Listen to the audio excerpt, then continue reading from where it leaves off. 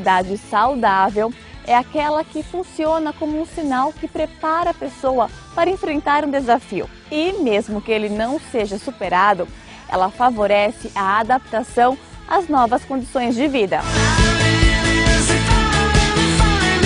Primeiro tem que entender que o cérebro gosta de conforto e segurança para ter um bem-estar. Então toda vez que o cérebro entende que está tendo uma ameaça, ele vai desenvolver um quadro de ansiedade. E como que a gente vê que a pessoa tem ansiedade naquele momento? Ela vai ter taquicardia, boca seca, o olho às vezes fica regalado, desconforto gastrointestinal, às vezes tem uma sensação de rigidez muito grande. Então se a gente entender que o cérebro quer um conforto, uma ansiedade, qualquer situação, seja ela real ou imaginária, vai desencadear uma descarga adrenérgica que me leva a um sintoma de ansiedade. A ansiedade é sempre ruim? Não. A ansiedade, ela tem que existir para a gente poder sair de casa da cama de manhã. Então, o que vai dizer que a ansiedade é ruim? Quando esse movimento de ação, sintomas que eu disse, de aceleração de coração, taquicardia, falta de ar, desconforto, essa preocupação, me impedir de ter uma qualidade de vida adequada. Então, quando eu começar a ter uma frequência, uma intensidade e duração desses sintomas, me impedindo até numa vida social adequada, trabalho eu tenho prejuízo, na vida familiar eu começo a ter um prejuízo, eu já posso começar a dizer que você está desenvolvendo uma ansiedade patológica.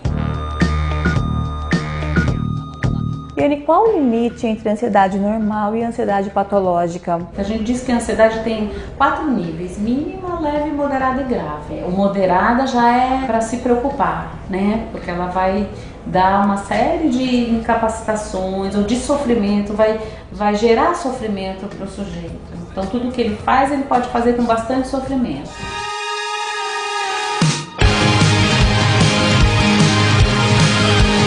Carla, quando você sentiu que a ansiedade estava atrapalhando a sua vida?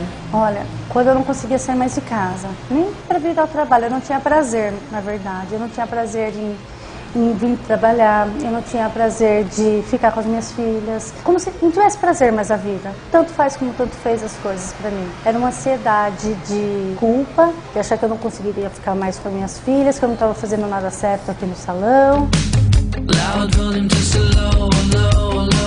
Quais eram os sintomas físicos da ansiedade? Olha, uma taquicardia, sabe? A mão começava a tremer. Hoje eu gesticulo, mas antes era muito mais. Ficar assim, não conseguir falar sem gesticular. A sensação de desmaio, falta de apetite.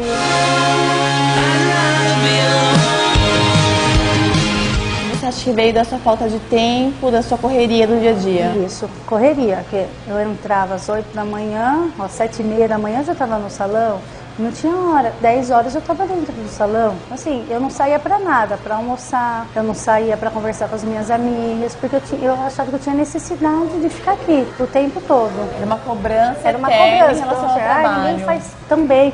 Ai, porque fulana vai hoje, eu tenho que estar lá para falar com ela. Eu não delegava serviço, era tudo em mim, eu queria fazer tudo. E você começou a mudar esse comportamento quando? Quando eu tive uma crise. Uma crise bem feia que me deu síndrome do pânico, eu não consegui sair de casa.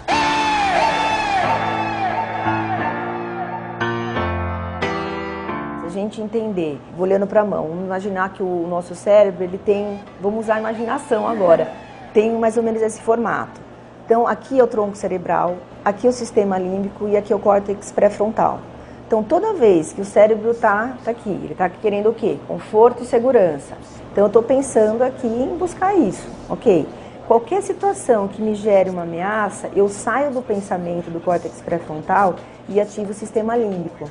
Então é como se eu entrasse num estado de susto, né? Eu fico totalmente excitado. Então o cérebro, ele começa a estar trabalhando aceleradamente para buscar a solução para resolver aquele problema. E aí eu saio do córtex pré-frontal, onde eu tenho a questão da racionalização, eu vou conseguir pensar, e começo a ativar o sistema límbico, onde as emoções começam a agir de uma forma mais intensa. E aí você começa a ter os sintomas de ansiedade. Só que daí o que acontece? Entra num ciclo vicioso, porque eu tenho um estímulo, esse estímulo me gera uma excitação do cérebro. Quando eu sinto que isso está acontecendo, eu vou trabalhar acelerando para buscar um conforto, mas isso muitas vezes não vem, então eu não consigo mais me focar, eu começo a trabalhar para achar soluções e isso vai me gerando mais medo. Medo do quê? de estar perdendo o meu conforto, minha segurança. Eu fecho o ciclo vicioso e aí eu tenho uma ansiedade crônica. E essa ansiedade atrapalhava a relação com as pessoas? Nossa, muito, muito. Eu era ansiosa. Eu chegava aqui, se eu visse um papel no chão, aquele negócio já me dava uma ansiedade. Como assim um papel no chão? Então eu já brigava, eu não tinha diálogo. Você é uma ansiosa mais explosiva, então Sim, você não guardava pra totalmente, você. não. É assim, era... Nossa, eu era papum. Comecei a fazer um tratamento, né? De ansiedade, de estresse. Aí foi quando eu comecei a melhorar. Eu fiquei 6 meses tomando remédio. Agora não toma mais? Não, não tomo mais. Fiz terapia. Hoje em dia nem terapia mais eu faço. Deveria fazer porque é muito bom, eu adorei. Eu acho que todo mundo deveria fazer terapia. Mas hoje em dia eu faço outras coisas, faço atividade física, outras coisas. A terapia foi importante pra você nesse processo? Muito, muito importante.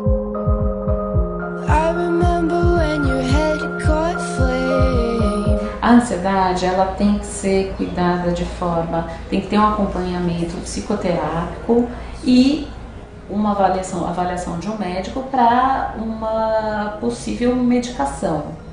A medicação também pode ajudar muito, ainda mais se tiver numa fase muito aguda da ansiedade. A questão é que geralmente as pessoas procuram o médico achando que estão com alguma doença que não ansiedade, que também pode ser patológica, ou está com dor de estômago, problemas urinários ou cardíacos, acha que está sofrendo de algum órgão, né? E vai procurar o médico, e o médico realmente não vê uma etiologia nesse sentido, não faz um diagnóstico e aí diagnostica como ansioso, né? Como ansiedade. A gente tem testes para ansiedade, a psicologia tem, a gente trabalha com testes que dá para dizer o quanto ele está ansioso, o quanto o sujeito é ansioso.